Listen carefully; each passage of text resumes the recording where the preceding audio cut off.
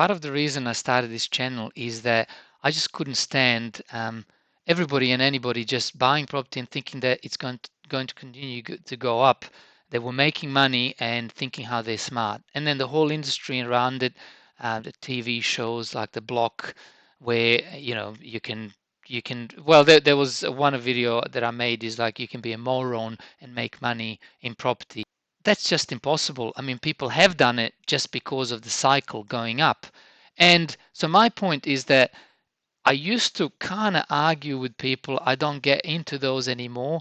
I say what I have to say on this channel, and I appreciate you watching it. But I'd like to say that I have already been correct. I may have been early, but most people that call these bubbles bursting are early. I was probably 5 to 10 years early. That's a long time to be early. But I mean, it has gone down. Everybody I talked to used to say it's impossible. It will never go down. Well, it's already gone down. So I'm already correct. Timing a little bit off, but nevertheless, it's down. So next time somebody tells you, oh, property is good investment, never goes down, just tell them, well, it has already gone down. Oh, but it's only 10%. Technically, it's gone down, and we don't know where it's going. In our opinion, my opinion, it's going to continue to go down.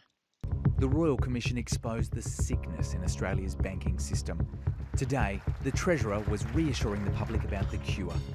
We've already passed legislation, for example, to prevent... Don't worry about this little clip. Just a quick note, if anyone watching this video believes these people, please unsubscribe from my channel. Thank you. 6 months after the final report's awkward handover, just 7 of the recommendations are in place, and 2 of them required doing nothing.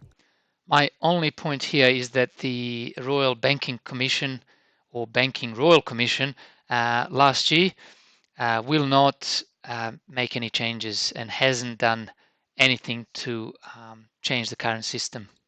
So the Royal Commission made almost no changes to the current system and the banking and the way the loans are issued. Yes, yet we have a mortgage stress. So what's going on there?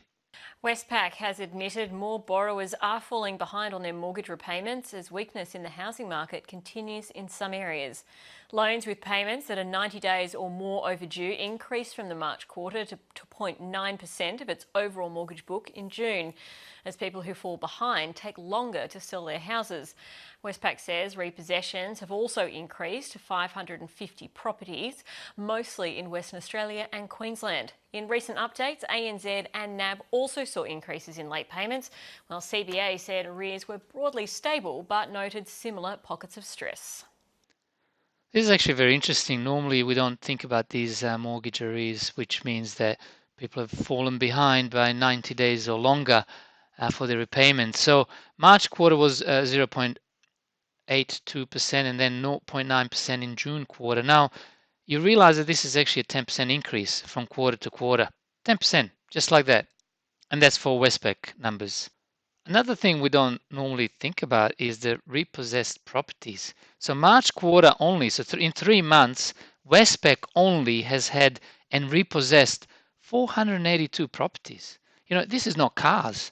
These are not small things. I know Australia's a big country and there's a lot of properties, but I mean, just one quarter, 482, and then June quarter jumps up to 550, and this is again one out of many. Well, out of 4 big banks, and then there are many other lenders. So it'd be safe to say there are thousands of repossessed properties or property repossessions every quarter, and that makes it into probably close to tens of thousands of properties maybe a year or in a couple of years' time, and that's only going to increase. Lucky there are people out there who actually get paid to know their shit when it comes to finance, unlike me, who has a full-time job and takes an interest and likes to discuss these things with people and on this channel. So Evan Lucas is one of those guys. So saves me analyzing these arrears and numbers. And it turns out there's more to it. Westpac has admitted it's starting to see signs of stress rise on its books. And this really follows what we saw from the other banks as well, doesn't it? It does. And look, the interesting one that Westpac will still point out to you, and I'm sure that's what we sort of saw before, is they are one of the lowest. So they're still one of the lowest levels of delinquency, so 90 days or more. It's only about 0.9 of their loan book. Big jump up in New South Wales, moving in Western Australia and Queensland. But more interesting is why. And the reason I point that out for Westpac particularly, if you had gone back to Westpac about 3 to 4 years ago, they were the bank with the most amount of interest-only loans. Just shy of 50% of their loan book was interest only. And they really ramped up the movement to principal and interest quite dramatically as things started to start getting a little bit tight. Credit risk started to build, etc. And then naturally, those interest-only loans also flick over. So their 1 year, 3, 5 year periods come off. Those happy moon periods come off. All of that sort of culminating to where we are now. Evan Lucas. So why, ladies and gentlemen? That was a very good question that he answered. Chickens have come home to roost. All of those honeymoon home loans that were interest only are being switched onto principal and interest, as they always should have been. And surprise, surprise, people are unable to meet the repayments. Yes, I do have a little smirk on my face because they deserve it. I will absolutely not blame the bank. You want it to be big time and have the portfolio of properties and be a property entrepreneur, as they told you, you could be a moron and make money. We'll see how you go right now. And while you're struggling to make your repayments, you have an option to sell it. Oh, wait, you can't get the price that you paid for it. Bummer. Sorry, it sounds a little bit evil, but that's how I feel at the moment, to be honest. But wait, Economy Times, Reserve Bank of Australia are cutting interest rates. That's going to save those people, isn't it? If Donald Trump got his wish and US interest rates were slashed by 1%, it would be widely felt here in Australia. To stop the Australian dollar rising dramatically and making exports uncompetitive, the Reserve Bank would have to reduce what are already record low interest rates here. And that would be good news for borrowers. So, Would it spark another housing boom? Royal Bank of Canada's Sue Linong doesn't think so.